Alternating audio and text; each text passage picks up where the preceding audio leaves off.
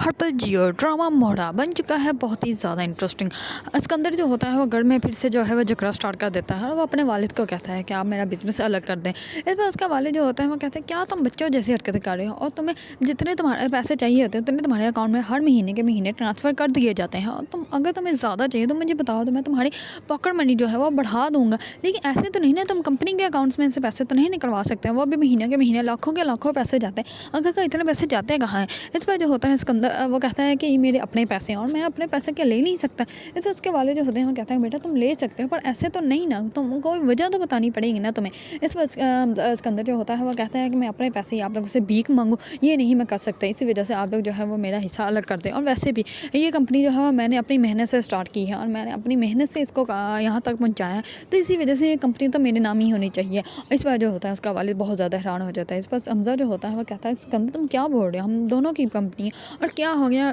ہم لوگ اکٹھے کام کرتے رہیں گے، تمہیں ایسا کیا ایشو ہو گیا ہے؟ اس پر اسکندر جو ہوتا ہے وہاں سے چلا جاتا ہے اور اس کے والد جو ہوتے ہیں اس کو آواز دے رہے ہوتے ہیں اور ایک دم سے ان کو ہارٹ پہ جو ہے وہ درد ہونی اسٹارٹ ہو جاتی ہے، ان کا ہارٹ اٹیک آ جاتا ہے اور وہیں پہ گر جاتے ہیں۔ اس پر حمزہ جو ہوتا ہے وہ جلدی سے اپنے بابا کی طرف جاتا ہے، دوسری طرف اسکندر جو ہوتا ہے وہ تو بہت زیادہ غصے میں وہاں سے چلا جاتا ہے، اور علیزہ جو ہوتی ہیں اس کو جیسے اس بات کا پتہ چلتا ہے تو علیزہ بہت زیادہ خوش ہوتی ہیں، کیونکہ وہ تو ہمیشہ سے ہی چاہتی تھی کہ اسکندر جو ہے وہ ایک نہ ایک دن یہ بات جو ہے وہ سب کے سامنے کر ہی ڈالیں، کیونکہ جیسے اسکندر کمپنی سے الگ ہوگا تو اس کے بعد اسکندر جو ہے وہ اپنی کمپنی جو ہے وہ خود ہی تباہ برباد کر دے گا، کیونکہ وہ کام تو بالکل بھی نہیں کر سکتا، اور حمزہ اور اس کے والد کی محنت کے بعد ہی یہ کمپنی یہاں تک پہنچی ہے۔